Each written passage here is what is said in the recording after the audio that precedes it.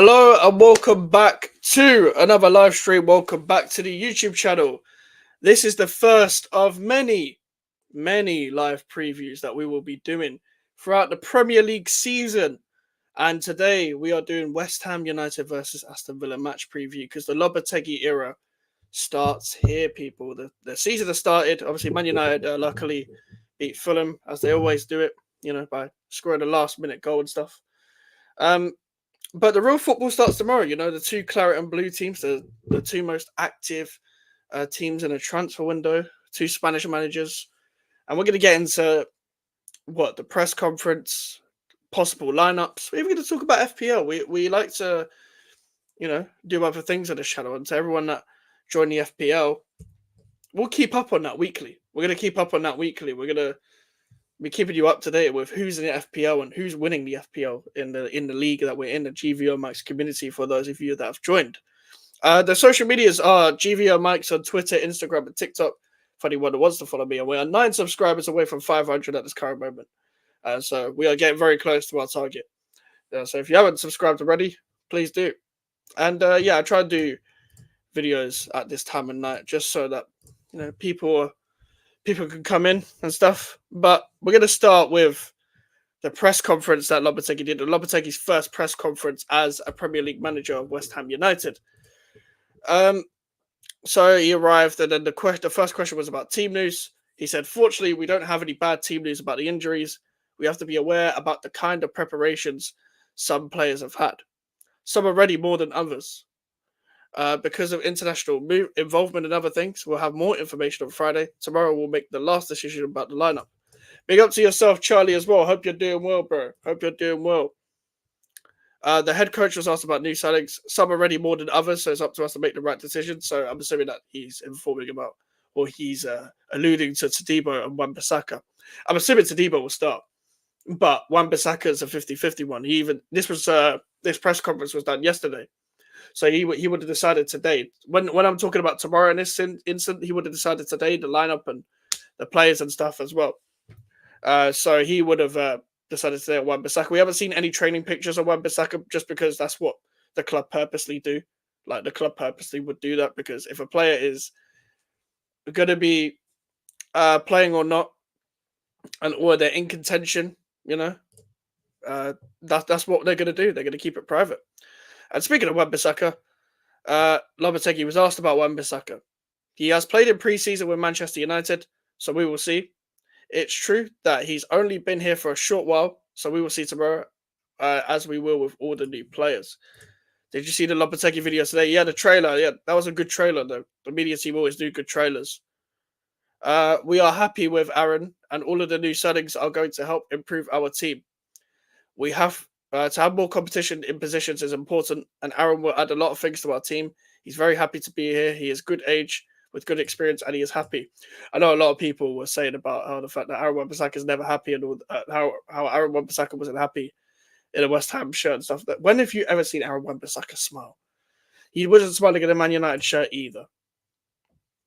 Yeah, that's why. It's funny. I literally said this. Like, Aaron Wan-Bissaka didn't look happy at Man United either. He's just that kind of guy. Like, even on the pitch, you don't see him complain, and you don't see him really happy either. So he's kind of just got. He's the straight face emoji. He's literally got a straight face. That is him. So we'll see if he smiles. Well, so he's in a West Ham shirt. Maybe we'll catch him in training smiling and stuff. Wrong banner. But yeah, he said he's very happy to be a good age, good experience and stuff like that.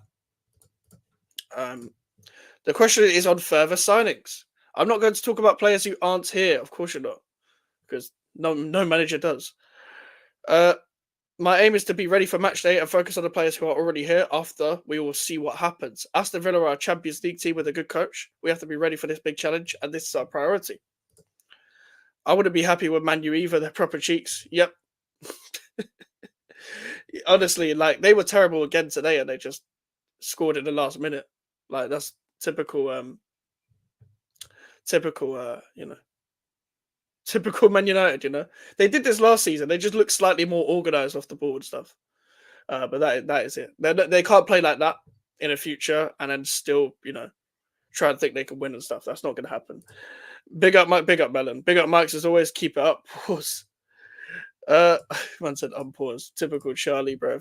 9 to go. Yes, 9 to go, bro. 9 to go, and then we hit the big 5-0-0. Oh, really, Jonathan? Are you confident? Yeah, we're gonna get onto that later. We're gonna reveal who's in the FPL and who's competing. Yeah, you're confident. Yeah. Okay. Okay.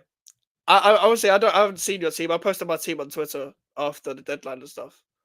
But we're gonna go through FPL later because quite a few people joined, which I was very surprised about. But big ups to everyone that did join. And we're gonna keep it up. We're gonna update it every week to see who's in the table and stuff. Like we're gonna do it every match preview. I won't be doing a live match reaction next week with a Palace game because I'll be out. I saw this name. I saw that there's quite a few good names, on FPL. Yes, yeah, so big up to everyone that's here. If you're not subscribed, which I know most of you are, but if you're not subscribed, literally 9 to go. 9 to go to 500. And then big 500 celebration. I don't know what the fuck I'm probably just going to do another Q&A, if I'm being honest. But I appreciate everyone that supported over the past couple of years, especially this year. It's been big. The head coach has asked about outgoings. Kurt Zuma is a fantastic person and a very good player. He has tried to sort his future. I have big respect for Kurt. Yeah, Kurt Zuma's still in the Middle East. Well, your team's smoking everyone, yeah? Are you in the FPL, yeah? Will you join the FPL thing? Listen, Jonathan's confident, Melon's confident. We're gonna see. We're gonna see who's actually gonna get there in the end. Are you in? I haven't seen your name there. Man said free Kurt. Yeah, free. He needs to free himself, bro. But yeah, Kurt Zuma sorted his future out in the Middle East because the original move to the Middle East did not work because of medical stuff. Yeah, but not with anyone. Okay, all right. Say less. Say less. Lopetegui is asked about his first Premier League game in charge of West Ham. Of course, I'm very excited to start playing again in front of our fans. We've been working for this moment. Our focus is on this moment. Knowing the quality of our opponent, but also being confident in our ability. Aston Villa have improved this summer, having already qualified for the Champions League, so it's going to be a good test. The fans are always very important, but we will need them because we are playing a very good team and their energy is going to be crucial. Listen, I think the atmosphere is actually going to improve this season, but not like significantly. I just think the fans are going to go off what they see with like every atmosphere. But the reason why the atmosphere is always so shit is because we've only ever been shit or a defensive team. West Ham fans will get very encouraged and very up for it once they see, us trying to press and stuff because they're going to be refreshed from what they saw from last season because, free of terrorism. The next question is about Jared Bowen. He has the commitment at the club to become the next captain. We will all help him, and he is excited about the responsibility. I spoke to his father-in-law. He's one of our fans, and he's going to sports for sure. That's Danny Dyer he's referring to. The head coach has asked about pre-season. We've tried to translate different ideas. I don't know what the fuck that means. I'm assuming it means just general training and stuff. The players have worked really hard in the 2 parts in Austria and the USA and back in England as well. Pre-season is time to work and to understand each other. The work is going to continue over the season, but their commitment up until now has been great to be ready for the first challenge. I mean, it seems like everyone's bought into the style of play. I think you should once a new manager's there, and I didn't expect anything less. Lopetegui's asked what fans can expect. We'll be playing different teams every week. We have to understand the strengths of other teams and adapt. So he's going to be pragmatic. I think we already knew this, but we're going to keep the principles while staying pragmatic, which I'm completely fine with. You've got to switch it up, games after games and stuff. The next question is on Unai Emery. Villa have had a couple great seasons. They're a very good team all over the pitch, and they're going to pose a big challenge, but we have to tackle that and believe in ourselves. The head coach is asked about meeting all of the fans. We are very clear that the fans have the extra energy we need. I encourage them to stay on Saturday to support us. Lopetegui is asked about targets. I don't put limits on our dreams. The only way you can achieve your dreams is by working. We can talk about ambitions, but the most important thing is to work hard every day, especially on a bad day. So we need to work with good energy and progress step by step.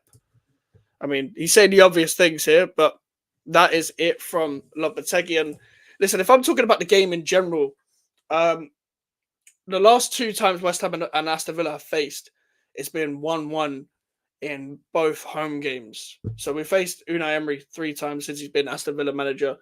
We've lost once and drawn twice. Now, all of those games that I have mentioned were against David Moyes. Now, the reason why we drew the last game and we let them back into it is because David Moyes decided it was a great idea to take off our striker and put a right back up. He took off Mikel Antonio for Ben Johnson, and then he invited all the pressure onto us. That's when we eventually caved in. That was one of the most frustrating games because even though I was pretty much done with the season, you could see it coming from a mile off. Why don't you think Watkins will start, Jonathan? Has he picked up a knock? But I haven't heard anything about Ollie Watkins as of recent. But no. Rodriguez will start. Rodriguez will start, Charlie. If we saw that pivot, we'd be fucked. But Rodriguez will start. It'll probably be Rodriguez and Souček because Souček played 90 minutes last week. And I'm not looking forward to seeing Souček play, but if he prefers Ward-Prowse, he should just play Ward-Prowse because he's already out that he prefers him. But Rodriguez will play. He didn't play any preseason games. Yeah, that's true. That's true. Yeah, I guess it's a case of whether Unai Emery just rushes him back or I don't know. But that's the thing. I put him in my FPL. I put my FPL when he's played against us. Man, I'm not conflicted. I would rather do shit on FPL and just West Ham win, of course. But for some reason, I still have the feeling that they're going to rush him back. He just might not be like to full fitness. Like I don't know who else they play up front, unless they play John Duran, which I don't think they will. And it'll be so West Ham for us to concede against him, which is another storyline. And it was probably a big reason why we didn't get John Duran was because we were playing against them on the first game of the season and they were trying to really drag us out with their tactics of this transfer stuff. And yeah, I don't know whether Duran has trained with the first team. I don't know whether he's been exiled.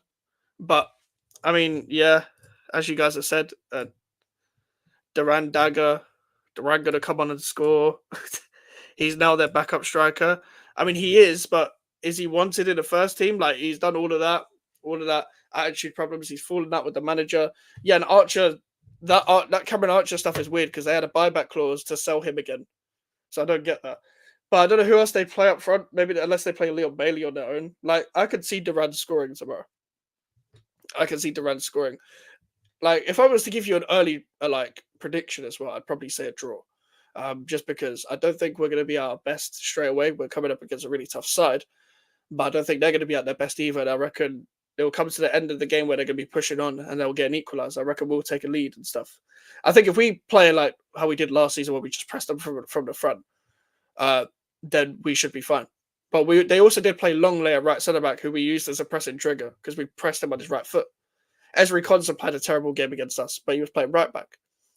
Now, even if they play Matty Cash, for example, I think Mohamed Kudus will have Matty Cash on toast. He will have him 1v1 because Mohamed Kudus is probably going to play on the left. So that's the main thing. That's the main battle that I'm looking at right there. Obviously, if we're looking at the game in general, Aston Villa is always going to be a tough game.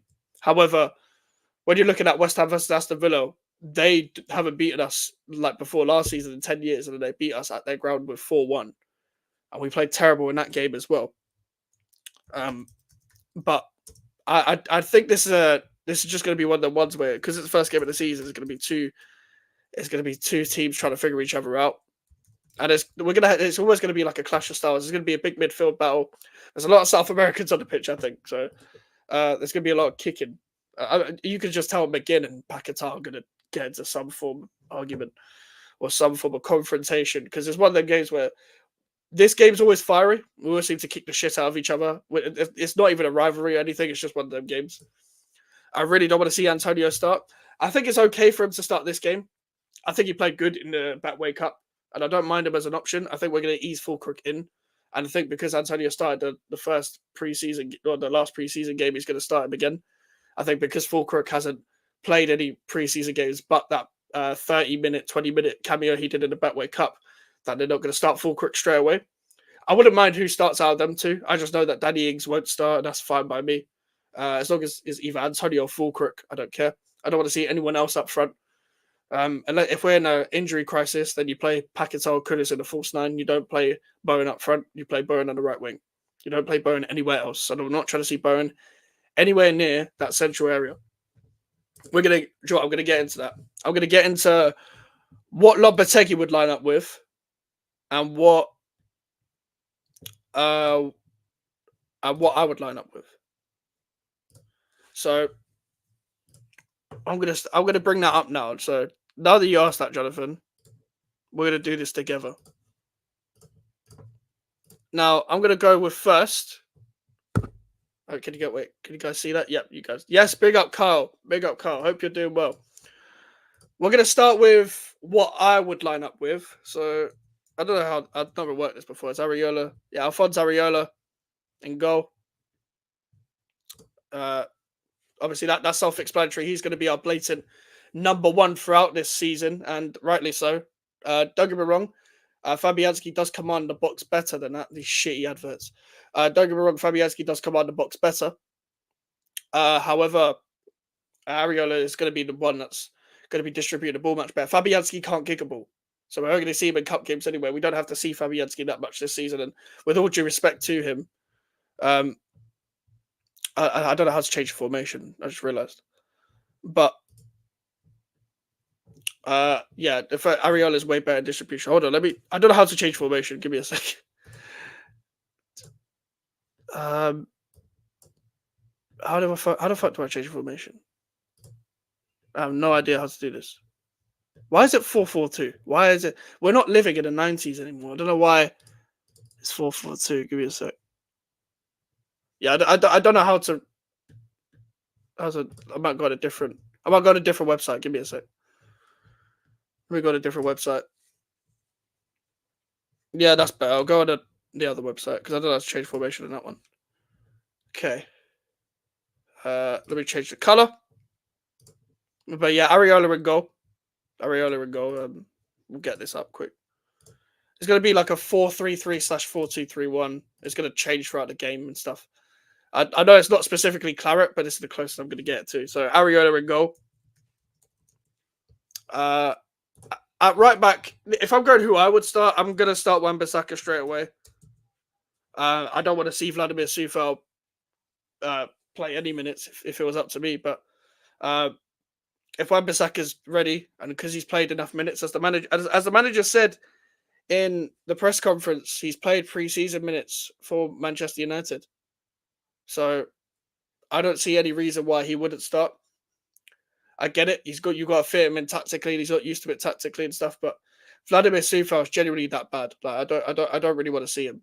I get it, one game and stuff, but we're going to be coming up against either Jacob Ramsey or Morgan Rogers and whoever. Oh fuck my internet! Oh for fuck's sake, this internet's shit. But we're going to come up against someone that's somewhat dynamic and pacey down that left-hand side that Vladimir Sufal cannot deal with. What he can deal with, though, is, I mean, what Aaron Wan-Bissaka can deal with is 1v1 situations where he can hold himself up well and be well defensively himself. I'm sorry if the internet is laggy and stuff, but I don't know what my internet's playing at.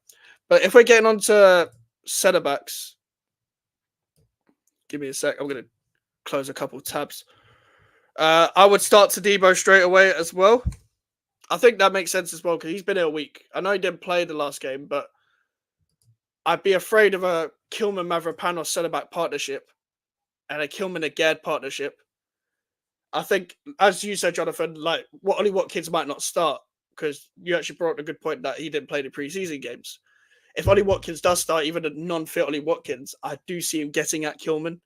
If he gets on Kilman's side, it could be a problem. I do rate Max Kilman, but I just think down that channel has always been one of my reservations and one of his weaknesses that I could properly highlight, where he's in a situation where if we're going strength for strength in terms of centre-back versus striker, then he might struggle with that. He might struggle, in my opinion.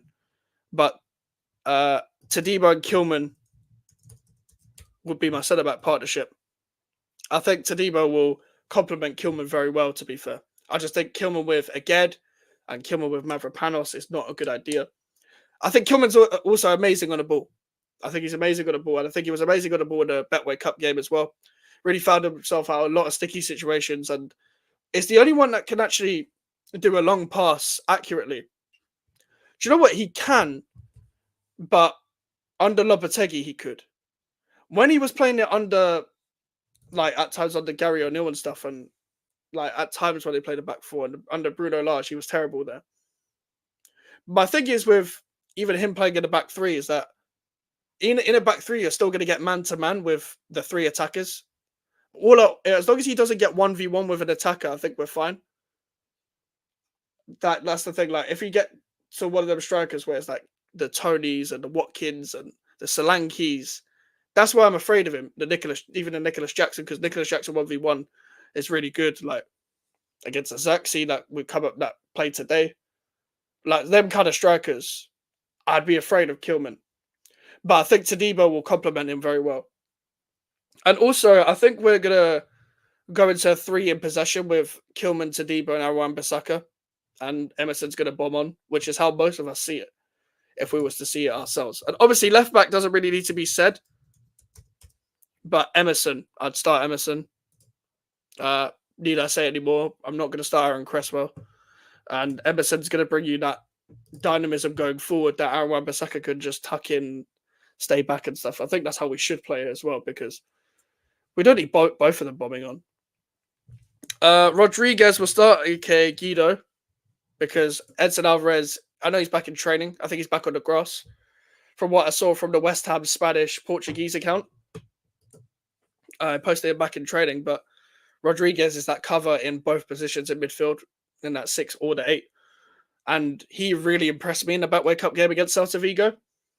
Very comfortable on the ball, wants to receive the ball well, and wants to receive the ball in tight positions and stuff. And Villa at time will be pressing aggressively.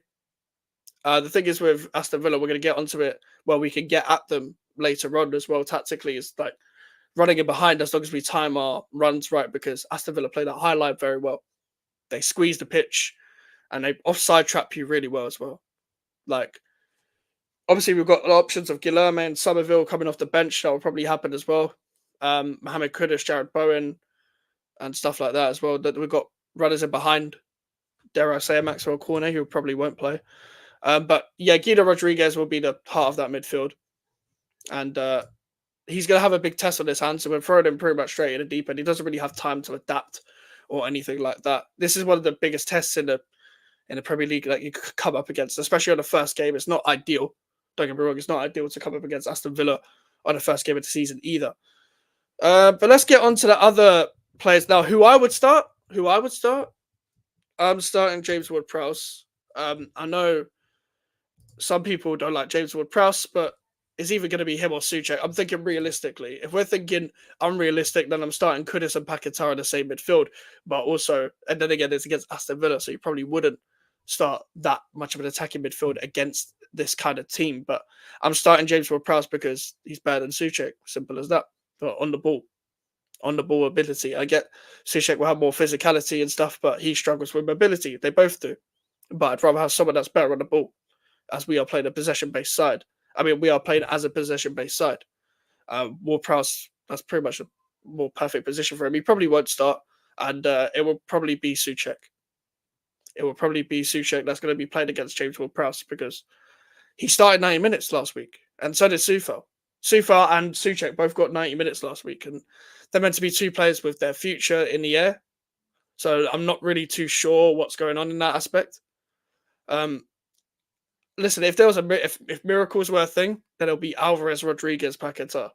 That would be the ideal midfield for me going forward if we don't get Carlos Soler, who we're interested in from PSG as well. Obviously, Carlos Soler would be ideal, player next to Edson Alvarez, and also he'll be alone with an obligation to buy. So exactly like the Todibo situation, we'd be pretty much starting in where, we would pretty much be paying the money for next season rather than this season as well. But those would be the first 2 midfielders, and I think I don't really need to say too much for the next midfielder. Big up to David in the chat. Hope you're doing well as well. You're just coming in just right at the time. We're just talking about the lineups. And yeah, obviously 4-2-3-1, 4-3-3, whatever, but I'm starting Paquetá. Masterclass against Celta Vigo in the Betway Cup game. A man of very good final passes. As long as he doesn't sometimes force the creativity within our own half, we are fine. But he will be key to this side. He will pretty much be the heartbeat of this side as well. The guy who's the actual connector, what people tried to say, what Pablo Fornals was all those years ago. But He is the creator in our team, literally the creator in our team. Also, guys, put your lineups in the chat as well, for what you would start in this game as well. But that is quite a balanced midfield in my opinion. You've got a ball winner there. You've got a guy who can play box to box and who's very aware positionally off the ball in terms of finding those third man runs, etc., from the right hand side. And Paquetá will just roam all the way through. And obviously, you've got that natural connection with Emerson as well. You got pretty much at times where Paquetá will hug the touchline and Emerson will go forward, and then they will just find each other naturally. It's borderline telepathic. I've not seen a partnership like it on a pitch since Payet and Lanzini. I'm saying it like that. And you saw that Lopetegui wants to work that triangle between Emerson, Paquetá, and Kudus as well. Like we did in the Betway Cup. He wants them three as the left-hand side. And yeah, you can see that's probably what's going to be the case. Now, do I want Mohamed Kudus to start on the left-hand side? Not particularly, but for example, we don't live in a realistic world. We don't live in an unrealistic world, unfortunately. So Mohamed Kudus will probably play on the left.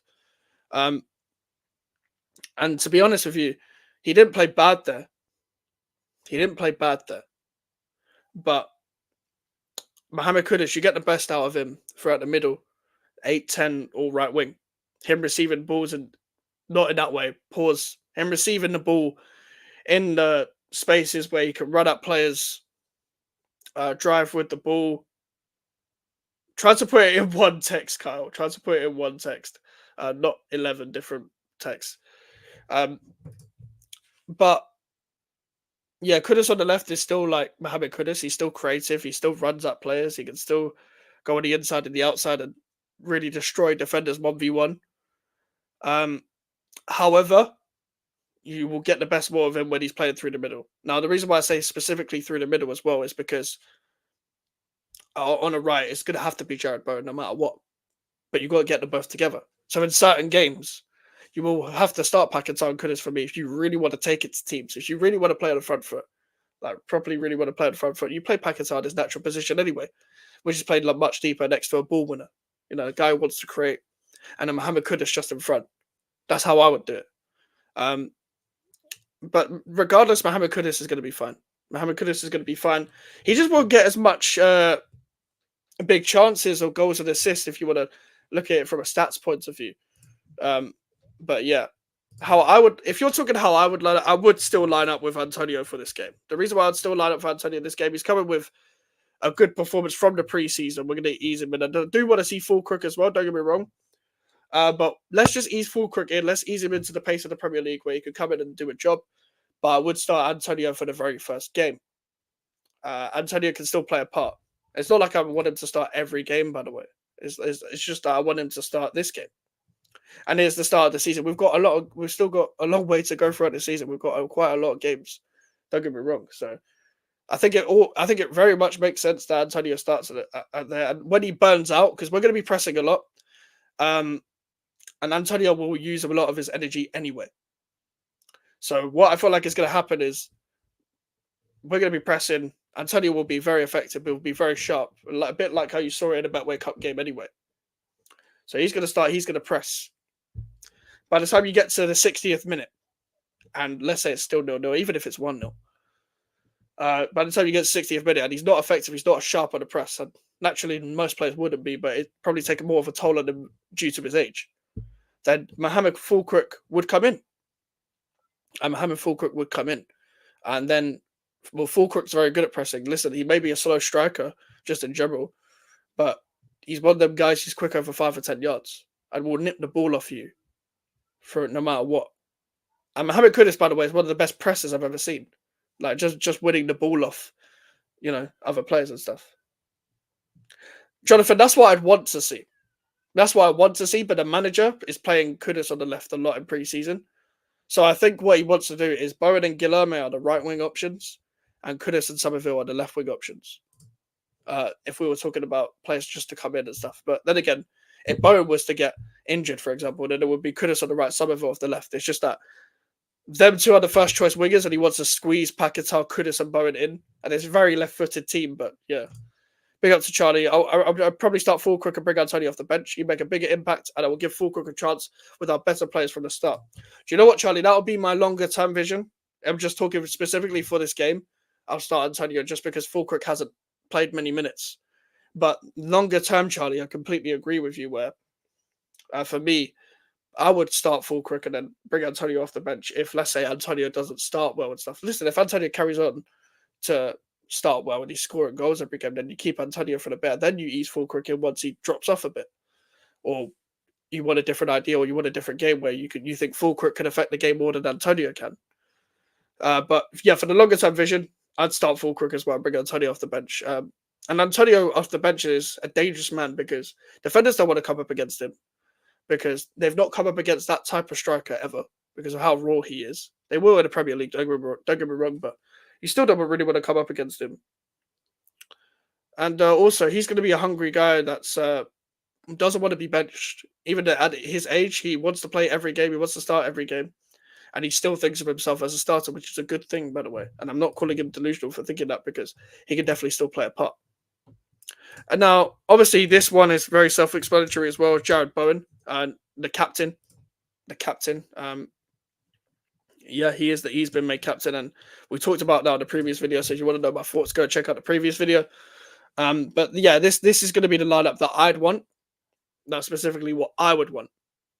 Because listen, in the ideal world, I would start Kudus and Somerville and Paquetá and Bowen. But I'm just thinking realistic. Now, if I'm talking what the manager is definitely going to start, in my feeling, is going to be instead of Aaron Wan-Bissaka, he'll start Vladimir Coufal for this game. And instead of James Ward-Prowse, he'll start Souček. By the way, Carl, you can put the rest of your starting 11 in if you want. I know you just put Areola in the chat. But I think he's going to start with this, which I'd be very afraid of if I was going into the game with the Czech boys in charge. Not in charge. The Czech boys in the starting 11.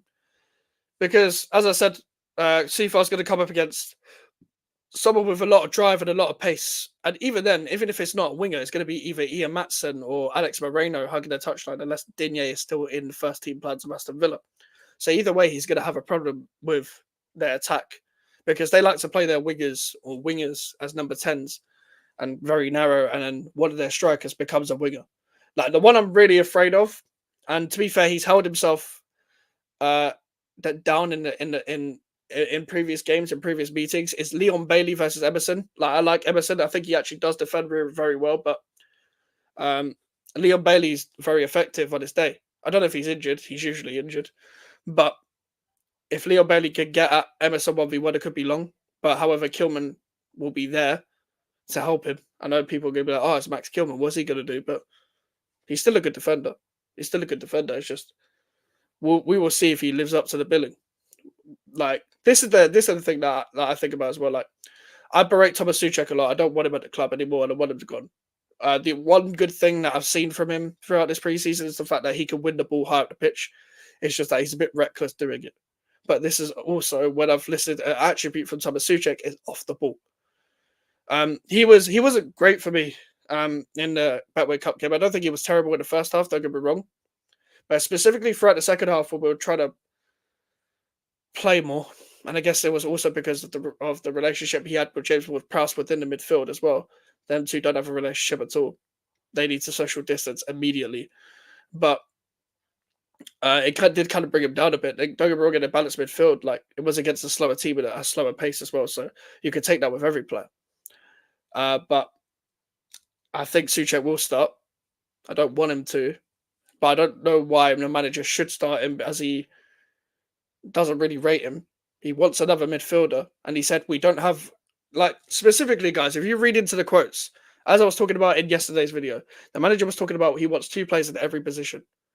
He technically does have 2 players in every position already, but the fact that we're still looking after Carlos Soler says a lot about the fact that he doesn't rate Souček. So his options for the number 8 position would specifically be Carlos Soler and James Ward-Prowse. Probably, bro. Probably stole his potato salad. I can see that. Imagine. Oh man. But that is the team that I can see starting. Now, don't get me wrong. Would I like to see more of the new players, the Fulcrugs, the Somervilles? Of course I would. Who else would I like to start? I would like to start Aaron Wan-Bissaka instead of Coufal as well. I'd play 3 more new signings if it was up to me. But then again, you play Antonio just for this game, and if he doesn't do good, then put Fulkrug in against Palace. I'm just hoping that whether it's Antonio or whether it is Fulkrug, that you give the striker the service that they deserve. The only problem we're going to have with Antonio is the fact that he drifts to the channels probably way too much, and then we're not going to have as much of a presence in the box as we usually would. No, it isn't just a Moyes thing; it is just a natural thing that he has positionally, where he likes to naturally drift down the channels and then whipping these weird crosses that he likes to do. But he needs to stop doing that because he's actually getting in the way of the wingers now. Because we're playing a system where the wingers are very important, and also the fullbacks are very important in terms of, especially specifically, what's going to be the left back in this position, where Emerson's going to bomb forward like a wing back, pretty much. If we're going to play this properly, we're going to have one fullback bombing on and one fullback just staying in the back three, etc. But I'm overall kind of happy with this starting lineup. I'm kind of happy with it. I'm not the Czech boys. I'd be more happy with my starting lineup if we put JWP and AWB, which is very confusing to say. I'm not going to call Wan-Bissaka AWB, but just for the sake of it, too many double-barreled people in our squad right now. But that would be my starting 11. Put your starting 11s in the comments and put it in the chat as we're doing this as well, and we can discuss it together. But I don't get my hopes up ever, but I'm very excited ahead of this season. I'm very excited. I'm liking a new feeling when it comes to the new season coming up. And for me, I've never been excited about West Ham like this ever in my life. Never been this excited because we've never played good football. We've never played good football in my lifetime. Not in our history. We've obviously played in our history, but just not in my lifetime. We've never been this serious in a transfer window in my lifetime. We've never had a direction. So, I have no reason to not be excited. It's just for the first game. I'm not hoping for too much. I would love a win. I will accept nothing less than a win. But a draw is what I'm expecting. I demand a win, but I'm expecting a draw. I big up to Carl, your start 11, Ariola, Sufel, Tadibo, Max, Emerson, Edson Alvarez, Paquetá, James Ward-Prowse, Bowen, Kudus, Antonio. Thing is, I think Edson Alvarez won't be fully fit for this game. And I'm assuming you're starting Sufel ahead of Wan-Bissaka because Wan-Bissaka's not had many training sessions. He's only had today. Have to leave Somerville out. Fair enough. I can hear that. Like, I agree. Like, obviously, if everyone was fully fit, I'll pretty much have your 11 apart from the right back. I'll just put Wan-Bissaka instead. But if everyone was fully fit, I'd probably start with that lineup in games where we need to have more bodies in midfield and stuff. Obviously, other than that, I'd probably play Somerville and then play Paquetá and Kudus in the middle. But the problem is, I don't think this manager is going to line up with that midfield that we all dream of. That dream of attacking midfield where we have that Alvarez or Rodriguez playing behind Paquetá and Kudus. I don't believe the manager's actually going to play that. However, that would be my ideal one in terms of when we need to take it to people. And also, we need to stop worrying about opponents all the time. We need to take it to opponents. If we take it to opponents and have the mentality of we are going to take it to them, then we should be fine. We should be fine with that midfield because then teams will be afraid of us. Teams will be like, we got to adapt to them. We got to adapt to West Ham United because they've got all these creators and enforcers and people with pace and people with creative nous and tactical nous and all this flexibility within the midfield. Like that's what we should be thinking if we're being completely honest. Let's get on to fantasy football. Let's give you the first update of the GVO Mites community. Let me just log in first because I need to hold on. I don't know what my password is. Shit, give me a sec. Also, Melon, I'll get your team up as well. But I think that's my password. If I don't remember my password, I'm kind of fucked. But we need to get the first update of the FPL group because a lot of people have joined, guys, and I appreciate everyone that has joined because I didn't expect this many people to join within this community, but I'm assuming some of you passed the link on to a couple of your friends as well. Okay, yeah, we could get this up. Okay, let me go to let me see if I can get to the league, the GVO Mites community. Obviously, Okay, so the points have already updated because of the Man United game today, but this isn't. I'll give you the first update because I didn't have anyone from today's game. But let's go through. Have a look at mine. Okay, I'll have a look at yours as well. Give me a sec. I'm gonna have a look at. I need to look at Melon's team on my phone. Give me a sec. Big up to Melon as always. The reason why I can't get out is because I'm using the same tab as my thing. Okay, Melon's go with Dean Henderson, Pedro Porro, Trent, Kwanzaa, Konza, Saka, Sterling, Eze, and Kunku, Haaland, Isak for next week. He's giving him his pick team one. All right, let's share the screen. All right, so I'm gonna go through everyone that's in the league so far. So uh we've got Dancier, we've got Rosie Ward, we've got Evan, we've got Jack Forster, we've got Corey Ringer, Andrew Sampson. I don't know how to pronounce my man's name, but I know who that is. Obviously, Kyle, this is your team. I'm gonna click on your team in a sec. William Mount, Messi Panzer, Clockwork Quack from David Harlow. I like this is my favorite. This is my favorite name for an FPL team. West Ham United Tang Clan or Wu Tang Clan. If you get the reference, that's it's a rap group. Ramen Boy. Ramen, obviously, I'm Kilman confirmed. Stuck in a Mudrick. Bowen on a Prowse. About Jonathan. That's Jonathan's. That's Sam's. That's Jay's. Charlie Pear Chexi's 18. West Ham Dogs. Ava and Angel James. We've got Chloe Wood. We've got Alexi. We've got Rashad. We've got Eric. And we've got Carol. So we've got not 13 people. Or we've got, how many people we got? Because this doesn't help. I'm not going to count right now. But do you want me to check out your team on screen, Carl? Let me know if you want me to check it out on screen. You want me to have it on the share screen, or do you want me to just check it without the share screen? But I didn't have any players from today. I didn't have any players from Man United Fulham. So obviously that's why most of us have joined last. It's only been one game. But I'm quite confident with mine. I've got a bit risky. I haven't included Salah or Haaland. I did the same thing as Stormzy did. I follow Stormzy on Twitter, his FPL account. He did the same thing. But I feel like you could go with more balance. You want to... Okay, yours is Petr Cech's 18, of course. The joy is... obviously, I don't know you very well. I know you from the chat. Like, that is such a Charlie name. Petr Cech's 18. Let's go on your... So you got Raya, you got Trippier, Trent, Valentin Barco, you got Saka, you got Palmer, you got Paquetá, you got Bowen, Isak, Watkins, and Havertz. You got Havertz as captain. Well, then again, it's Arsenal against Wolves. I hear that. I don't know whether Havertz is going to have the same season as last season. Obviously, Smith actually played well. Played well today. He played well against Man United. So you got 8 Nori as well. David Raya in goal as well. So that's a good team, to be fair. Big up to Omar, bruv. Big up to Omar. Hope you're doing well, bro. Like, this team, is really good, in my opinion. I think, obviously, you've done well with the attackers and stuff as well. Like, you've gone full out West Ham, though. Like, what I never do is pick a West Ham player, just because, I want to try and take my bias and my heart out of playing FPL because I'm too competitive to do all of that. I'm way too competitive. Way too competitive.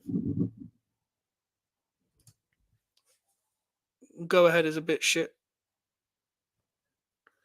Wait, what's a bit shit? Sorry? What's the go ahead? Do you want me to put your team on the screen, Carl, as well? Just so I have your permission to put it up on the screen. But yeah, this is everyone that's in the FPL thing, right? That's participated in game week 1.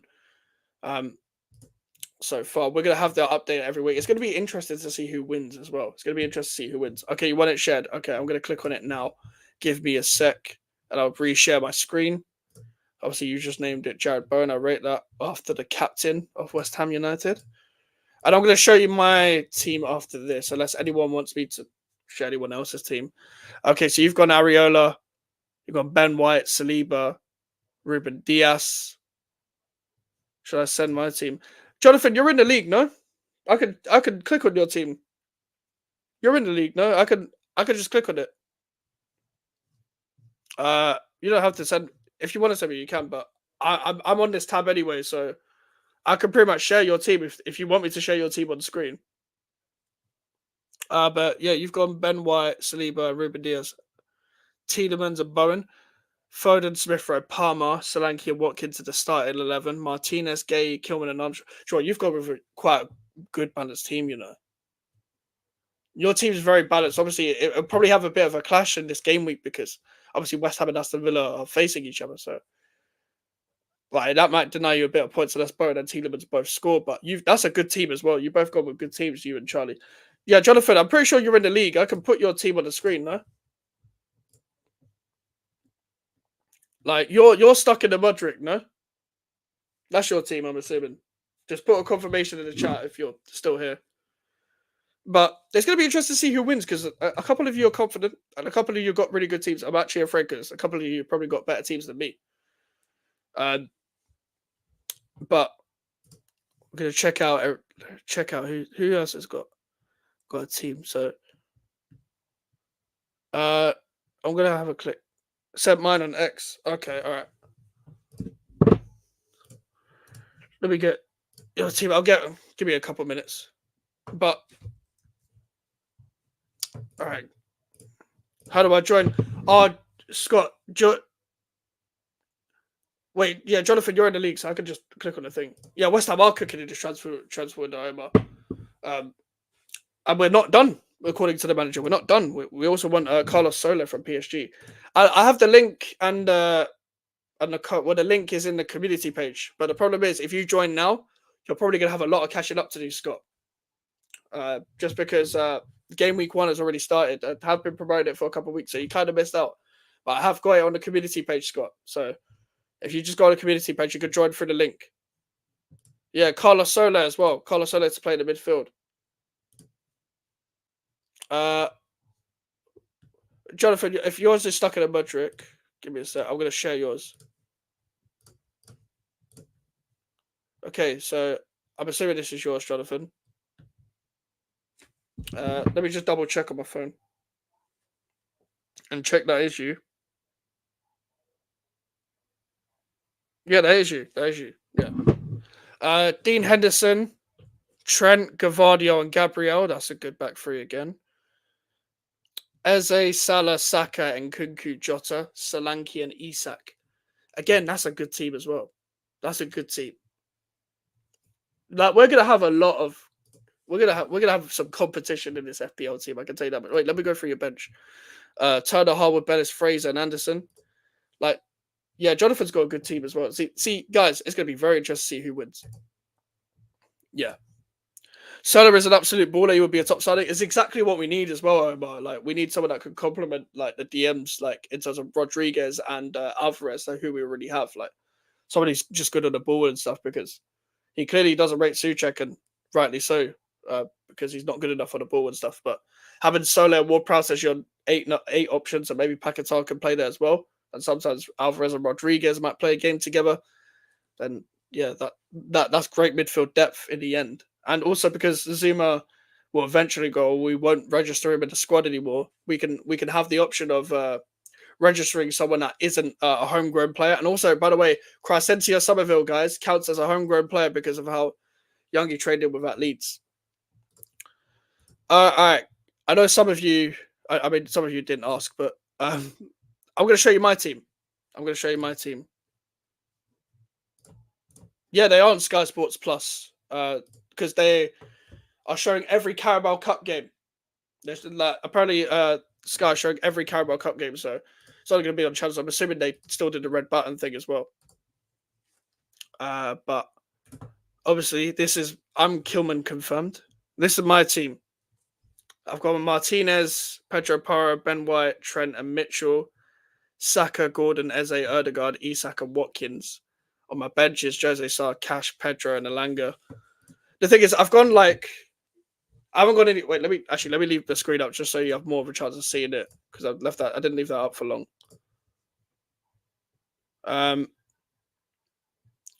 But the reason why I've gone with this team is because like obviously Salah and Haaland are expensive, and I don't want to put too many 4.5 people. If like, for example, if two of my players get injured or fucked or suspended, like I've got people to come in when the points aren't there. Like that's my main thing as well. And I feel like I've got my eggs in all the baskets as well, where I can look at every game and not just throwing 3 players all the time. I know I've got 3 Villa players and 3 Arsenal players, but I've also got quite a balance of games. I've got people in different games and shit. And I feel like the reason why I went with Mitchell as well. I know maybe a lot of people didn't go with Mitchell. I can't remember who else had Mitchell. He's playing wing back. He's playing wing back in a progressive Crystal Palace side. So I'd assume he get a lot more assists, and he's good going forward, by the way. So I just went with players that were going to get me points. Like it's like FPL is simple. You just either goals, assists, or clean sheets. It's as simple as that. Like you could be a stat merchant whilst just playing this game. Do I think I'm gonna win? Yeah, exactly. Yeah, Jonathan, exactly. 15 million. I was never ever gonna get Haaland, and especially off last season where even before his injury, like he went on a bit of a run where he wasn't scoring. It was kind of hindering my team. I had him captain every time, and I was like, everyone's got Haaland in the league that I was in, and everyone has Haaland as captain as well. So if I take Haaland off captain, he might score double, and people might take over me. Like I came fourth in my league that I was in last season. I was like, oh fuck's sake. But I want to win the GVO Mike's community one. Do I think I'm going to? No, I've not won FPL in years. I've not won an FPL league in years.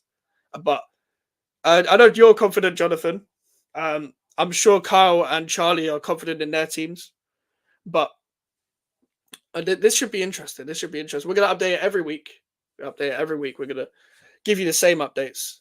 And we're going to see who's on top by the end of the next preview. But when we preview Crystal Palace, and that'll be on a Thursday instead of a Friday.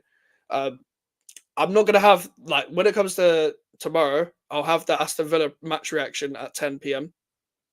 So watch out for that. So by the time, because obviously it's 5:30 kickoff as well.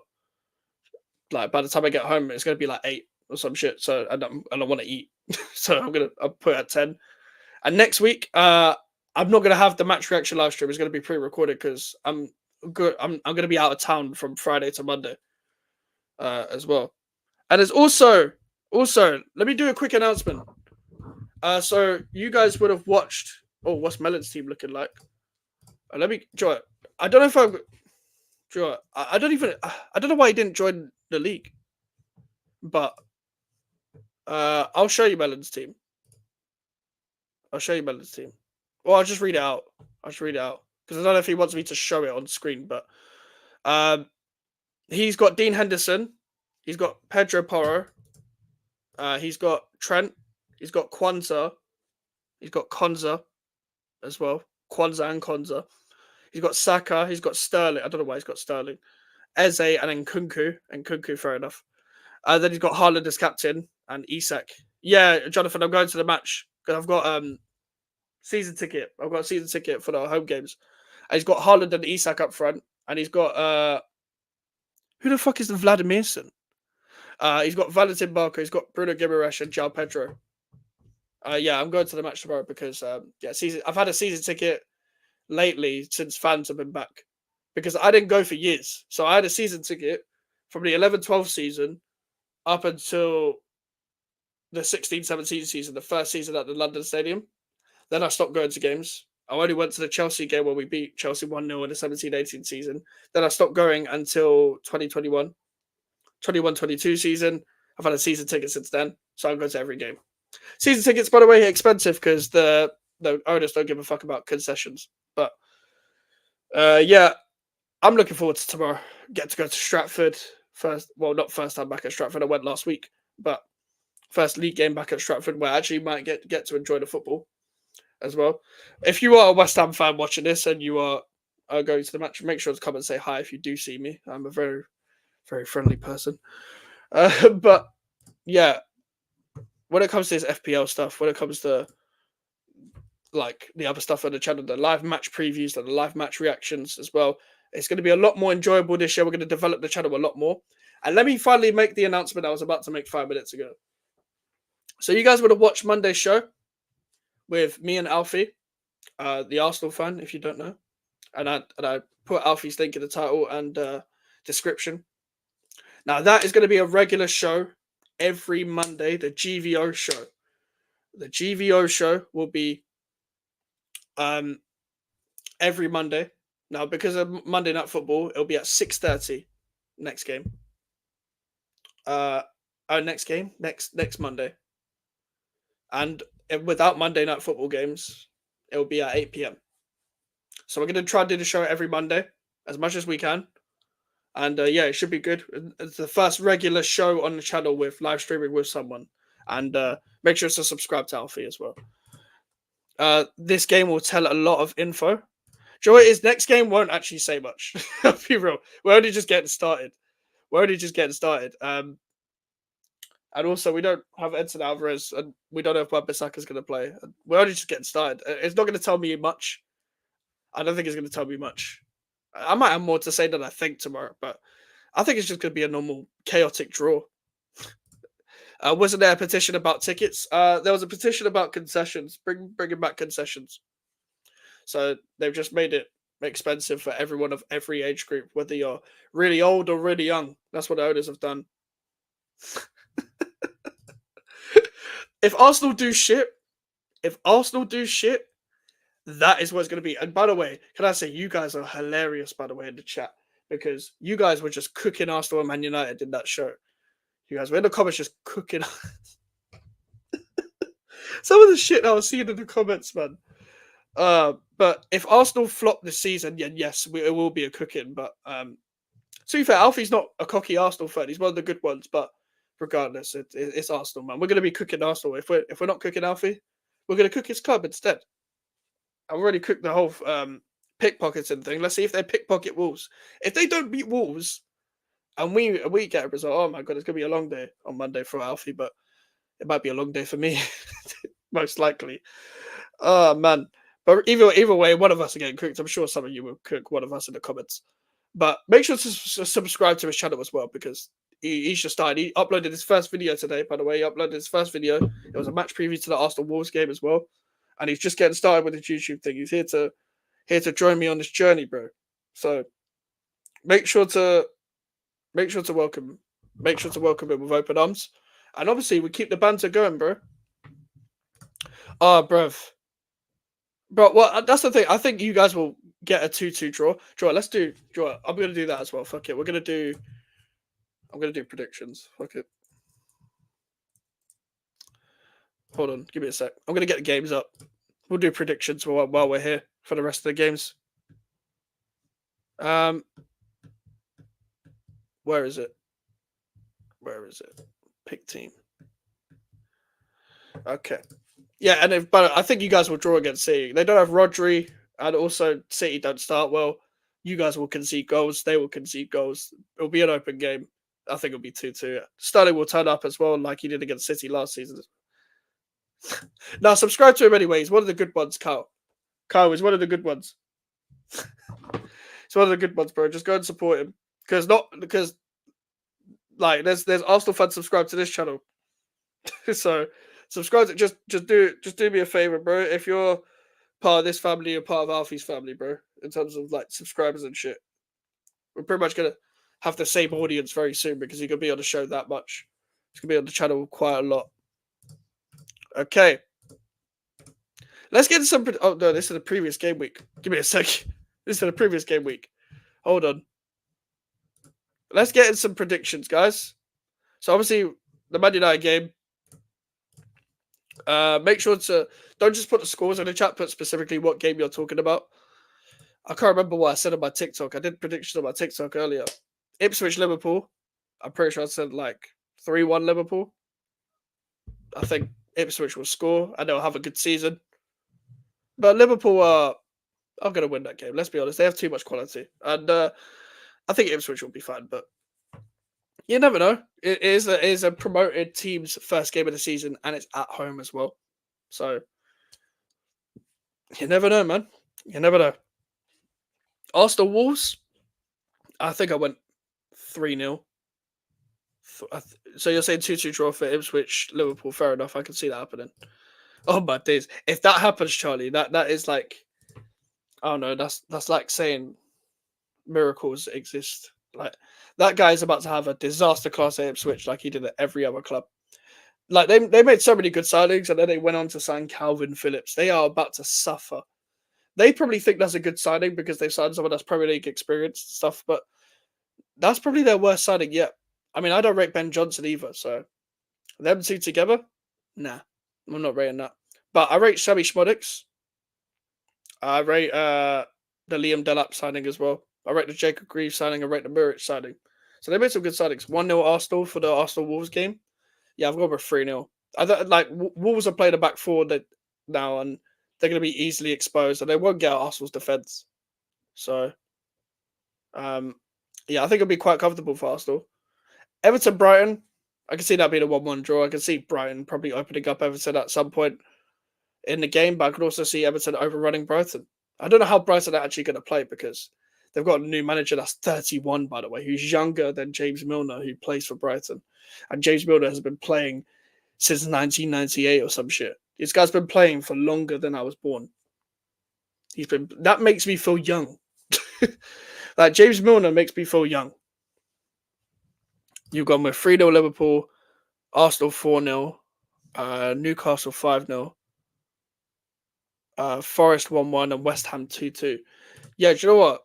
I'm going to get into that as well because, I mean, 5-0 is, I don't know whether they have that many goals in them, but Newcastle Southampton, I think I said 3-0. I think I said 2-0. I think Newcastle will dominate. I think Southampton will give it their go, but your first game of the season as a promoted team being St. James's Park is a long, long day. Man, no, top of the league, they should put it in a frame. I mean, their fans are gassing it as always. The fans are being fucking shameless. But yeah, I think Newcastle will win 2-0. I think they'll be comfortable. Charlie, you're saying Newcastle 3-1. Nottingham Forest against Bournemouth. Okay, so Jonathan, you said Forest will draw 1-1 in that game. I agree. Joe's funny as well. People might not know this. Bournemouth, since Forest have come back, Bournemouth haven't lost there. So they won their last two at the City Ground. I'm not sure if they beat them in the Championship or not, but they seem to travel well there. They've brought Evan Neal, so I'm not sure if he'll start straight away, but Bournemouth are genuinely a better team than Forest. And also, I actually didn't mind Nottingham Forest before, like, a few weeks ago, but after the abuse in my comments from my video on them, fuck them. Bournemouth 2-1, fair enough. I can see that happening. I went with 1-1 just because I think they'll cancel each other out. I think Bournemouth will perform better in terms of the style of play, in terms of like creating more chances, the bigger chances within the game, and being more dangerous, etc., being more clinical, maybe, or trying to be more clinical, and really getting at them and forcing the saves. Yeah, you did enjoy it. Yeah, to be fair, you were right. You've been saying Forest.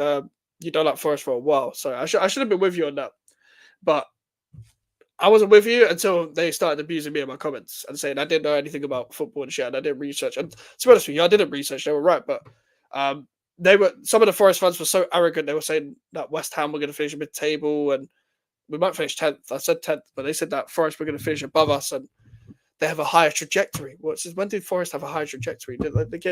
I think they still think it's 1980. Forest asked it. Joy, their squad isn't bad, yeah, but you see the attack, Awayani and vibes. That is how we're going to describe it. Is Awayani and vibes. Because Hudson-Odoi is average, Elanga is average, Gibbs White's good. Gibbs White's really good, but I'm talking front three.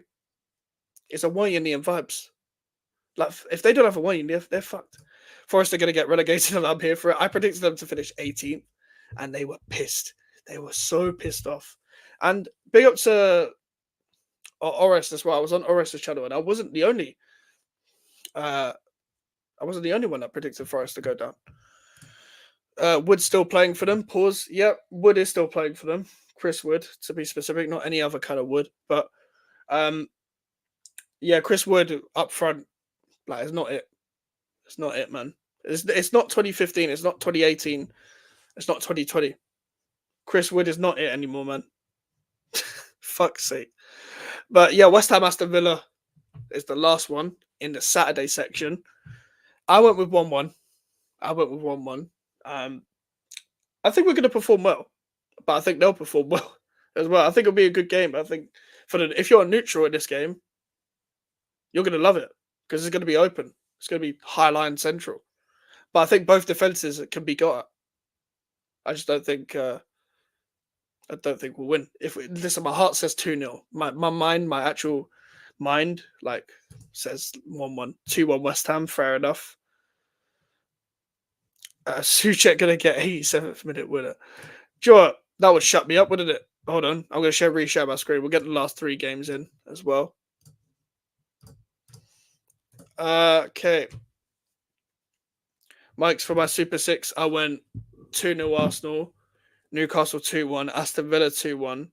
Oh, you went Aston Villa win. Brighton 2-0. Man City 3-1, Palace 2-1. Joe, let me get my Super 6 up actually, because I did a Super 6 as well. View predictions. I went with Arsenal 3-0, Newcastle 2-0, Everton 1-1, Brighton. Yeah, pretty much same score as I said on this. West Ham, Aston Villa 1-1. And we'll get on to the first game of the Sunday thing. Brentford Palace. I went with 2-1 Crystal Palace because usually, don't get me wrong, it's a draw. It's usually a draw this game at the community stadium. But I'm not having it anymore with watching these games with it being a draw. Crystal Palace are blatantly better than Brentford. And unfortunately, I don't want Brentford to go down because I actually kind of like them. But I think this will be Brentford's year when they go stale, man. Palace 4-1. Do they have 4 goals in them? I know we conceded 5 to them last season, but we were shit. That was Moyes tax. So we'll see if they have that in them. Chelsea, Manchester City. I know, Jonathan, you're probably going to pop up with a score like that. I have a feeling you're quite confident ahead of that game. Jonathan, are you confident ahead of your season for Chelsea as well? Put in the chat what your thoughts are overall as well. I went with 2-2. I think this could be a high-scoring game. Both defenses will crumble at some point in the game. I mean, I think Chelsea need to fix up their centre-back parents and the defence in general. I don't know what centre-back parent they're going to line up with. I think, Gusto going to play right back. Reece James is suspended and injured anyway. Cucurella will play. I don't know who's going to play centre-back. Is it going to be Badiashile or Colwell? Fofana has to play unless Disasi's there. I don't know who they're going to play in midfield and attack, but it's just going to be a very open game. It's going to be a fun game to watch, but I'd rather Manchester City won. City 3-1, Haaland hat-trick. I mean, that would be ideal. And then again, would it be ideal because of FPL? Hopefully someone else scores a hat-trick. I don't have a City player in my thing because of rotation. I want players that are going to play week in, week out in my FPL. And Leicester City, Tottenham Hotspur. I went with 2-0 Tottenham. I don't want Tottenham to win, but Leicester are... They're shit, man. They're going to be so shit this season. I'm sorry to any Leicester fans that somehow put up on this video, if you do. But they're done. They're done this season. And then, I think you're going more out of hope for that one, Charlie. Leicester 2-1. Because I know none of us like Tottenham. Forest in the middle of the table. They're like the Amazon deforestation. Do you know what? If they get relegated, I'm going to use that line. It's just a dunk on them, man. But Leicester, Tottenham, Leicester done out this year, man. They recently got their Hlozek guy hijacked as well for Hoffenheim. They had that deal hijacked, I'm pretty sure. I know they're trying to get deals done as well, but come on, man. They're just so uninspiring. I don't think Fatawi and Mavadini are going to have the best of seasons under Steve Cooper. I don't think Steve Cooper is going to keep them up. And apparently they're going to get a points deduction, but it hasn't been confirmed as of yet. But regardless of the points deduction, I think even without it, they're the least prepared out of all the promoted sides of Leicester, Ipswich, and Southampton. Leicester are the least prepared. At least I think Southampton have at least tried to prepare themselves to stay up, and the same with Ipswich. Tottenham have been so bad in pre-season, but apparently so have Leicester, bro. Apparently Leicester, I was seeing a couple of things on Twitter about they don't know what Leicester are anymore. They don't know what they're seeing in terms of what they're watching.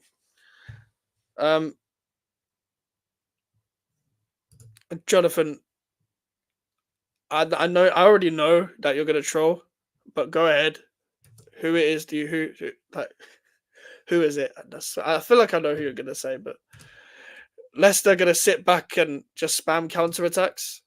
I mean, maybe, maybe, but I just think that Tottenham might find it hard to break them down, but that defense for Leicester, have they still got Vestergaard?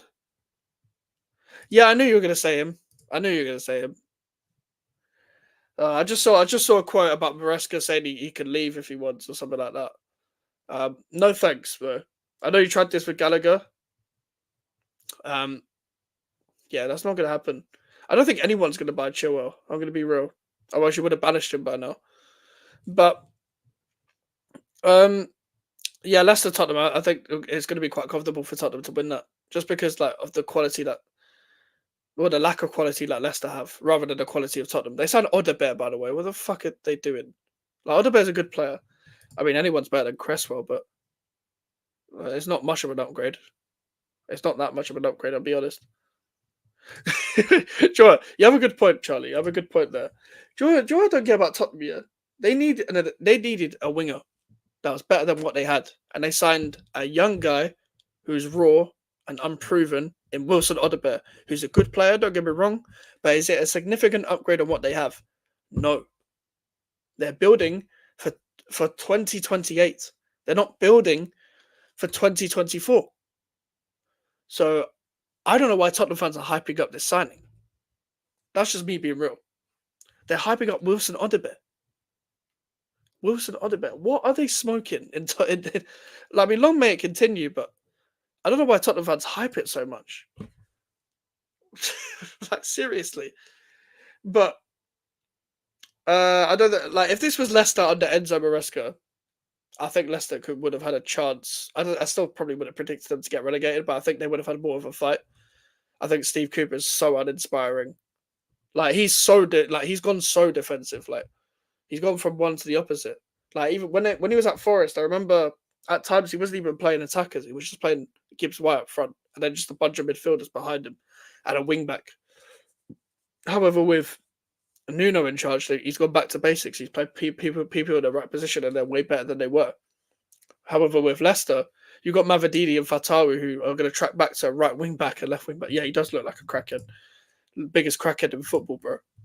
That man is like, I want to know his dealer, because yeah, and he does look funny. He does look like one of the Goonies. If you know about the Goonies, then you know John McGinn, Steve Cooper. They are up there with Goonie.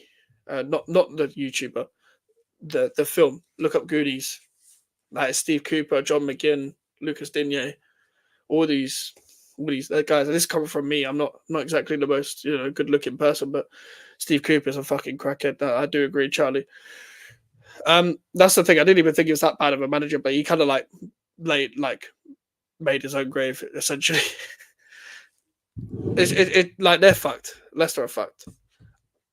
No, not the YouTube. No, leave the YouTuber alone.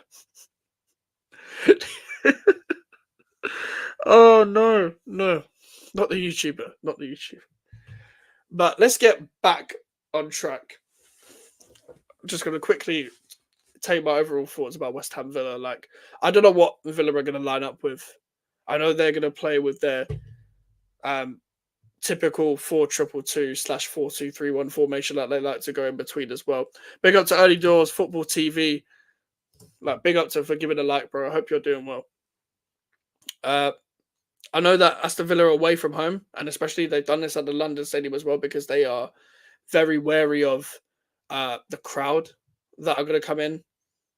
How they're going to react as well by slowing the game down. The only difference now is that we actually trigger a press where we can force them to play out. It's just they like to bring players in, so when they play out, by the time they get to their attackers, they're in 1v1 situations.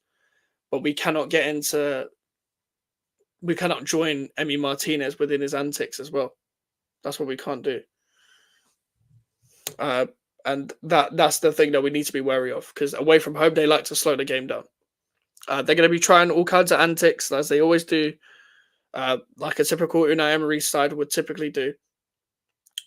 However, I'm hoping we avoid that. I'm hoping we avoid that for sure. And we just need to play our game, not give them any head loss, and just play the game in our pace, not their pace. Because if we play the game at their pace, we're fucked. All good evening, everyone in the chat. James Maddison going to score against his old club on Monday night. That is possible. That's possible. That's going to be his first return to Leicester as well. And with James Maddison, he's not particularly being fond of at Leicester anymore, just because that relegation season, I'm not sure they were pretty too much fond of many players that were going to play there, that played in that starting 11 and in that squad in general. I'm not sure they were fond of the players in the end, despite the fact that he did win an FA Cup with them. I think he'll still get booed.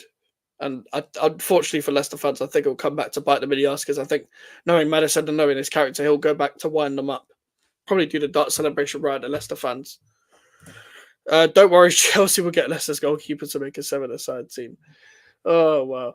Yeah, I mean, I'm interested to see what Chelsea's final squad's going to look like, because I know a lot of them will be loaned out and will be flipped, etc. I don't really know. Like, this is the thing with Chelsea. I don't know what's going on half the time. I don't really see much of what they do. There's much of a big deal, if I'm being completely honest. But it's just that everything they do will get reported on because of the way their owners act. I do think their owners have a problem in terms of hiring their technical directors.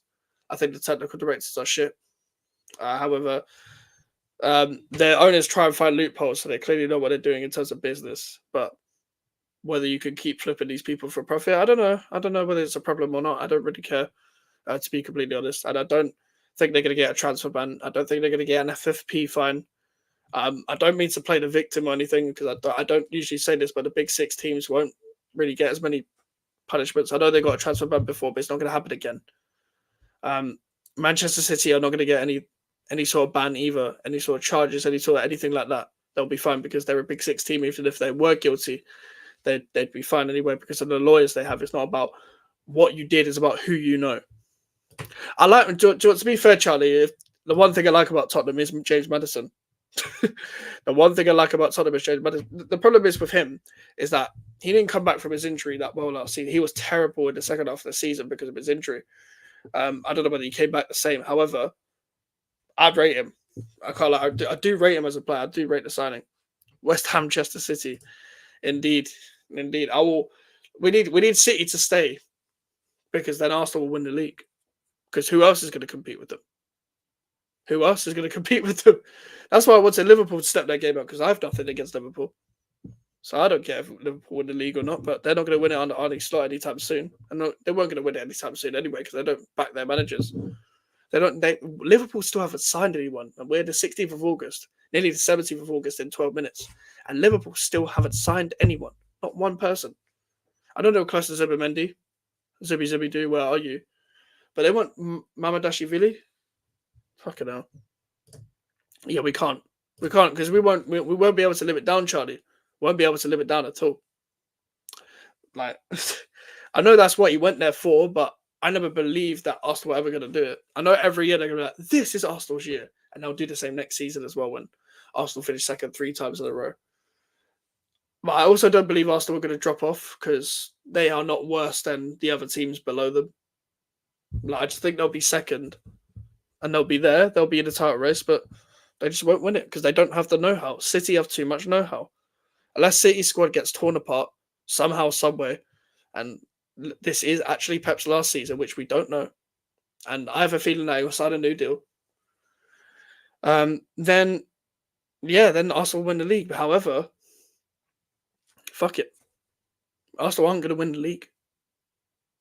And I know a lot of people might say, well, even if Pep leaves, they'll hire the best manager. I don't think there's many managers that carry on the same thing, and I don't think they're going to be the same as normal if they get a new manager. Then again, as I said, Arsenal don't have any know-how. It is going to be a big mental hit for Arsenal, like, especially if they win nothing again and they get second again, then it's fucked for them. Because it's going to be in the back of their heads. They've come in so many times, well, not so many, twice already, and they haven't won it. They lost one game in 2024. But it was the fact that it was their bad form in 2023 that held them back. The games against us and Newcastle and Villa that held them back. City got a new amazing striker. I know what you're referring to, Divine Mubama. Obviously, he's not going to play in the first team, but he's mainly trying to get out of 21s. But it's almost like, the manager last year was the problem, and not Mubama. Mibama barely played. And it's not like strikers have done well under Moyes either, typically. But, it's everyone else's fault. It's everyone else's fault but David Moyes. I'm looking forward to see where David Moyes goes next in management. I want him to manage in the Premier League again, just so I can prove my point even more and hate on that team or whoever he goes to. But I think he's going to take a break till Christmas. But surely whoever sacks their manager next is going to hire David Moyes. Liverpool were going crazy about Trent not going to Madrid. I don't know who told them we want him. Yeah, that's the thing. He's been linked, but I've not even seen any strong links, any concrete links. I've not seen any Romano Ornstein stuff. Nah, he's not getting an England job. Definitely not getting an England job. He is a football terrorist, though. They'll probably give it to. They're just going to give it to Lee Carsley on a permanent. Let's be honest. That's what they did last time with Southgate. They're just going to hire in house, and to be honest, it would be a big upgrade on Southgate. Don't get me wrong, but I mean, Moyes knows he ain't getting that. If Moyes got that England job, would there be any point? Yeah, exactly. They'll keep Lee Carsley. But I'm going to give my final thoughts for tomorrow, and then we're going to end it. Big up to everyone else in the stream, though. Make sure to like the video and subscribe. We're 9 away from 500. Then we can celebrate properly. Then we can celebrate, do a little Q&A and stuff like that as well. But yeah, 9 away. And let me give my final thoughts. I'm not going to heap too much praise or too much criticism off the bigger picture of one game tomorrow. It's not going to tell me much that I don't already know, positive or negative. It's the first game of the season. I don't think we'll lose. I don't think we'll win. I think it'll be a draw. The last 2 games against Aston Villa were a draw. But I know we've got a different manager as well, but they're a good team and we're a good team. Both got to play a high line. Both invested very well. Both got good managers. I think we're going to almost think we're going to count each other out. Or just cancel each other out, I should say. So that's going to be my main feeling tomorrow. Will I be nervous tomorrow? Yeah, but I'm excited as well. I'm excited. I want them to express themselves. I want them to play how they played in the last game of pre-season. And I don't want to see the same, I don't want to see number 28. But yeah, I don't want to see number 5. I just want the same players to just play to their strengths. Don't get me wrong, I do have faith, but I'm naturally pessimistic. I'm naturally pessimistic. I'm pessimistic about everything to do with West Ham usually, but I'm still excited. I'm very excited. I've never been this excited ever. I don't think Moyes is going to Millwall. A big up to Damien as well. They don't seem as confident as us. Good to see you again, Damien. Hope you're well, Damien. That's the thing. Jonathan put something earlier, Damien, that was quite interesting. Is that Ollie Watkins might not play because he didn't play any pre-season games. So that will give us a big advantage. Company for the England job, he won 4-0. I mean, imagine if Company didn't just go to Bayern Munich. Imagine he just went to England. That would be nuts. That would be fucking chaos. But yeah, I have faith. But I'm excited for more the long term. I'm excited for more the long term than I am the short term. This is going to take time. I've been saying to people that think we're going to get Europe straight away. This is going to take time. You're going to see the building blocks more throughout the season as we later get on into the season. Now, next season, I expect Europe. No excuses. However, this season, a lot of people will be embedded in, and a lot can change in a year, don't get me wrong, but that's my long-term expectation. I want to get back into Europe, and I want to be challenging for Europe season in, season out with the infrastructure and direction that we have involved in above us. But obviously, despite everything now said, we're winning everything. We're winning every game, but we're winning the domestic treble, aren't we? But why can't we be excited? Why can't we be excited? Obviously, people that were Moyes in last season will tell you no, you're not allowed to be excited because you're not allowed. But then people are slightly stupid. But I'm excited to be at the game. I'm excited. I'm going to see it live. I'm going to see this new era live in the flesh, the first game of the season. So I'm looking forward to it. He's going to get the Leicester job at Christmas when Cooper gets sacked. That's possible because they were. I'm pretty sure they were interested in him. But big up to Damien and early doors as well. Look at the strongest 11. Yeah, we went through the starting 11 earlier. What, their strongest 11 or ours? Because we went through ours. I don't know who's available for them actually. I probably should have looked. Let me go on Aston Villa. I'm doing this through FPL because that's the tab I have open. Aston Villa. Who do they have injured? There, only Olsen, Mings, Kamara. So no one I already didn't know already. Ours, bro, it's solid. Yeah. I went through ours earlier. Like, my only thing is that the right back situation, Wan-Bissaka might not start tomorrow because he's had one training session, even though he's had a lot of minutes at Man United. And the manager made sure to emphasize that as well. The manager made sure to emphasize the fact that he's had minutes. So maybe that's a hint towards him starting.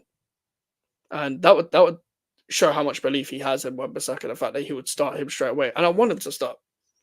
I wouldn't go mad at him if he performed bad and he starts, because it'll be his first game. Yeah, exactly. Yeah. The manager said the same thing. An attacking talent galore. Yeah. Honestly, like, I'm very happy with our attack. Very, very happy. I'd start him as well, bro. I'd start him as well. I think in my predicted 11, I put the Czech boys. In my 11, I put Ward-Prowse and Wan-Bissaka.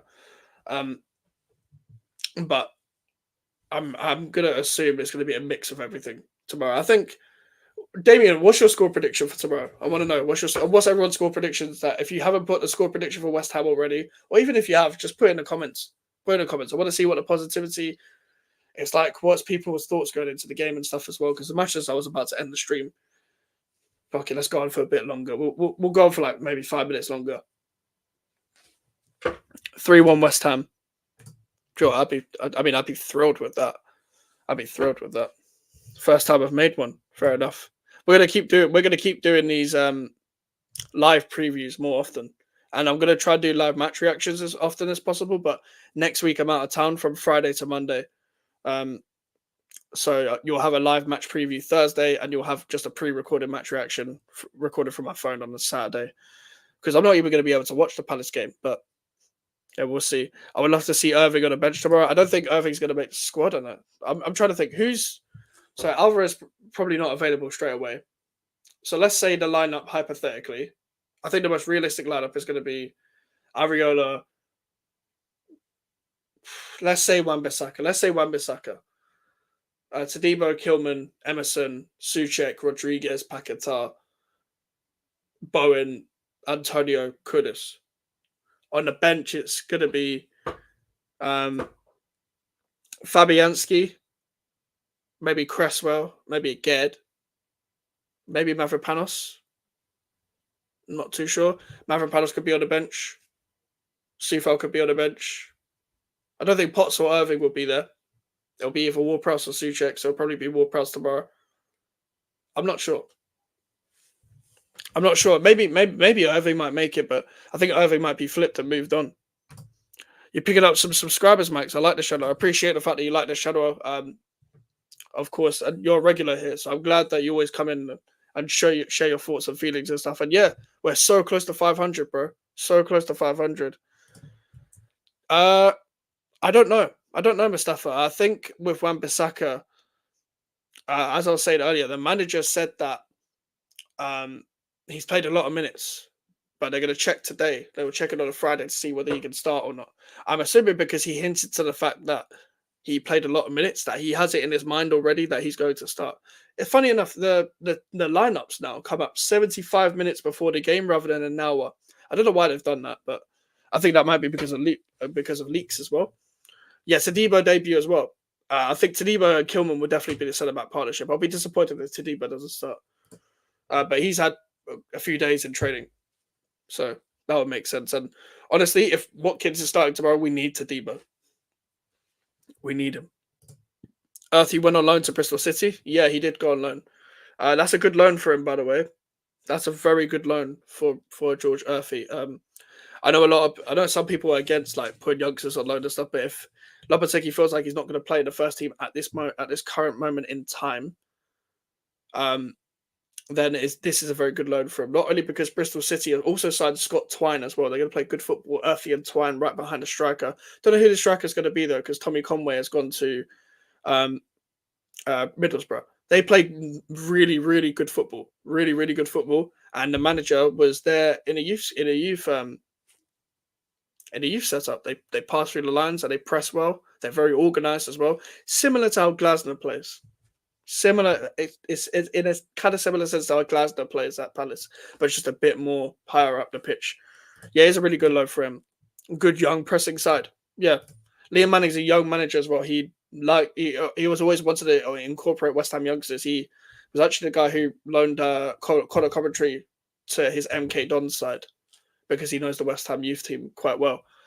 And I remember I saw that Bristol City video. That was a really sick announcement video. That was better than all of our announcement videos. Don't get me wrong, I wasn't expecting anything with announcement videos because we're just getting business done. We're just getting it done. We made 5 signings in 2 weeks. I'm not really too bothered, but obviously, ideally, I would have liked, like the best announcement we did, that Kudus and Governor B one was, oh, that was flames. That was so good. That was so good. That was the best announcement I've seen at West Ham. Obviously, the Paquetá one was good. The Felipe Anderson one was good a few years ago. What else was a good announcement?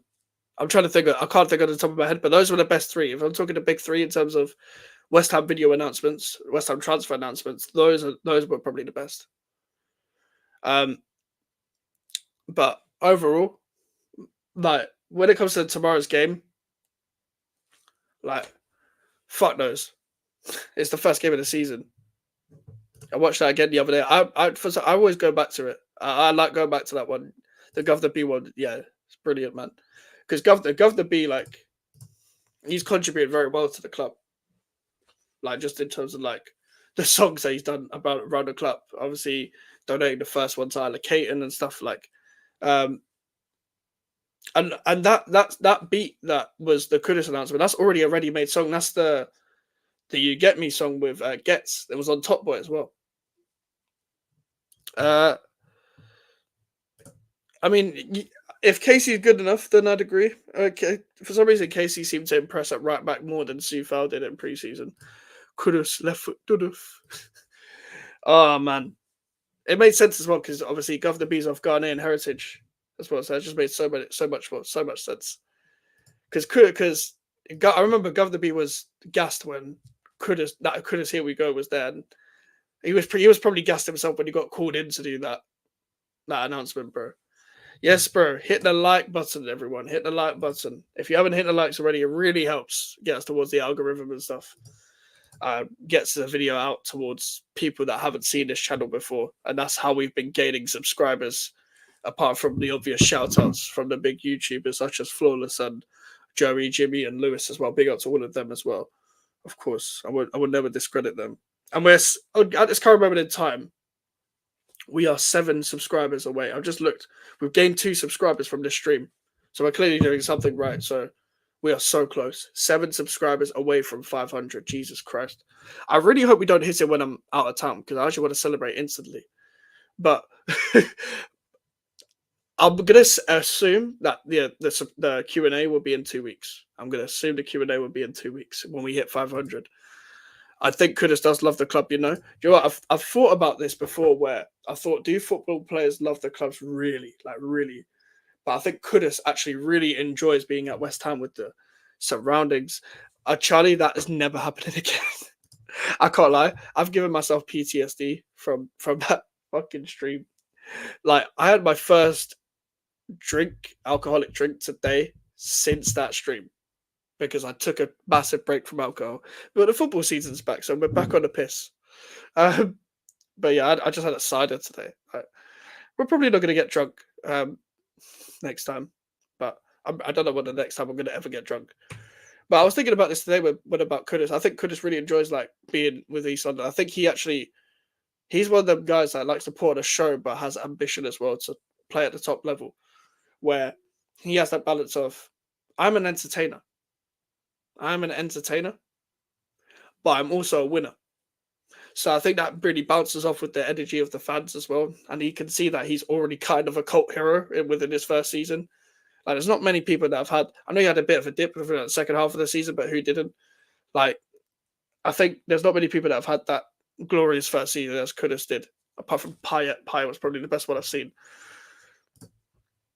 I haven't drunk since the final. Terrible, isn't it? I mean, to be fair, I mean, drinking less is probably better. But, I mean, do you know what's funny, actually? A lot of you are new. A lot of you are new to the channel since then. Um, if you click on my channel, the big video you'll see is my reaction to the Conference League final. I had bare Coronas. Bare. I had about 6. But beers don't hit me like that. And I have it in the video. I'm just too happy. I don't know how to contain myself. But I had to drink during that final to calm the nerves. I had to. I had to drink. I had to drink. And I did the same with the Alkmaar game. I agree. I think if we get Champions League, because if we get Champions League, then he's definitely staying, and Paquetá would stay even, unless they trigger a release clause and he gets free of the ban. If he gets free of the ban and Man City come back in, then yeah, cool, whatever. But and that's the same with Kudus next season though. 85 million. If they don't pay the 85 million, he won't throw his toys at the Prem or anything. He'll be like, no, come and play Champions League. He dipped because we played him left wing. Yeah, especially in Moyes' system, like playing him left wing in Moyes' system. It's not it, man. It's not it. Like, this system is a bit different because he could combine with like Emerson and Paquetá, even though I don't really ideally want him in left wing. Ideally. I'd rather him in the middle, within our best 11s and with everyone starting and stuff, but I get it, balance and stuff. Morning, West Ham in Europe bought well in the window. Oh, you're an Everton fan as well. Big up to yourself, Richard. I hope you're doing well.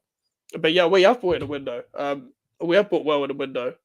We've probably been the most.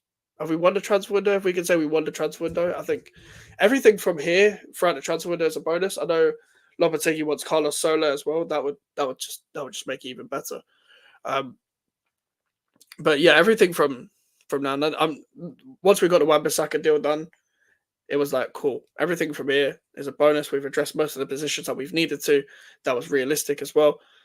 And if we get Carlos Soler, it just tops it. And also, if we sell any players, we'll make the window better as well. I think we've actually spent less than people think as well, because the Fulkirk deal wasn't as expensive as it was. Somerville was cheaper than it was.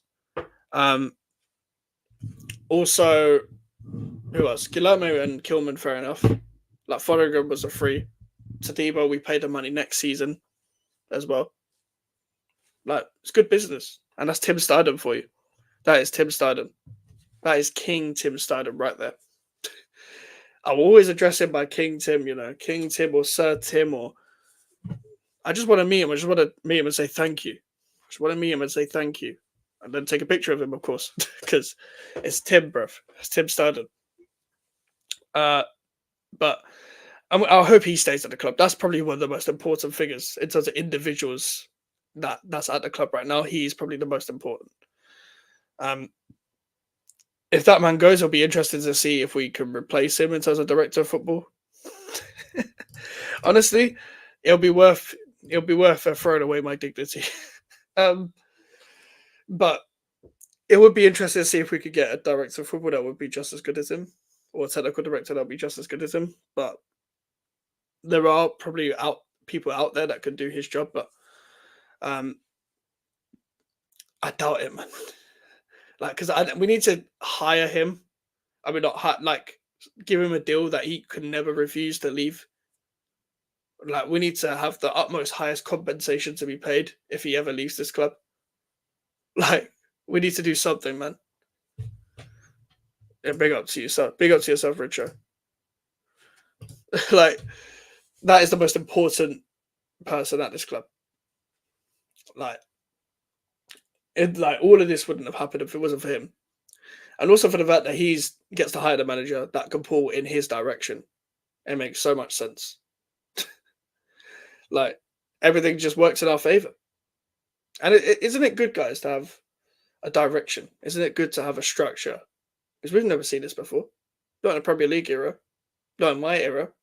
I'm 21. I've never seen this. Never seen a window like it. He's giving him the reins. We are operating much more seamlessly than other clubs.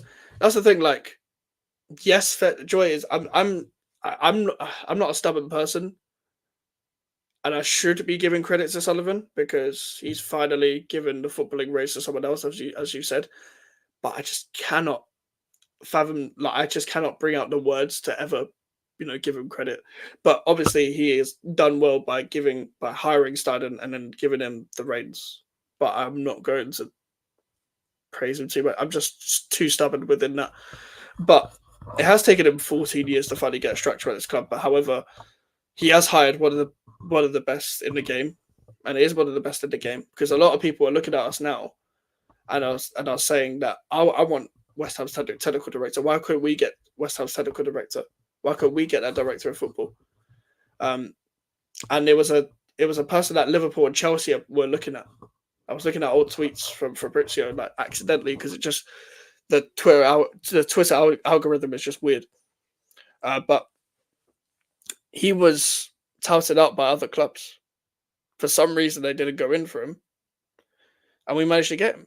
I'm pretty sure Paul Mitchell was on the shortlist. Was on the shortlist as well. He went to Newcastle in the end because Mark Noble was friends with him. Speaking of Mark Noble, what do you think of the future? The future holds for Mark Noble. I think he will stay as director of football, but I think his role will stick with working with Colton Cole and Kenny Brown within the sector of the academy. The section of the academy in terms of finding the right loans for the players and helping them within being that bridge from the first team and the academy as well. But also, he can scout, as we've seen, because he was the one that scouted Edson Alvarez and came back with him and Mohamed Kudus in terms of coming back in terms of them two on a shortlist and then started and got the deal done. So I think he's going to be the whole connection around the footballing decisions in between off the pitch and on the pitch between the club throughout the academy to the first team. And I think he's going to be one of them characters that you'll see on the pitch that will be one of them legends that they keep around so they can hold the values of the club.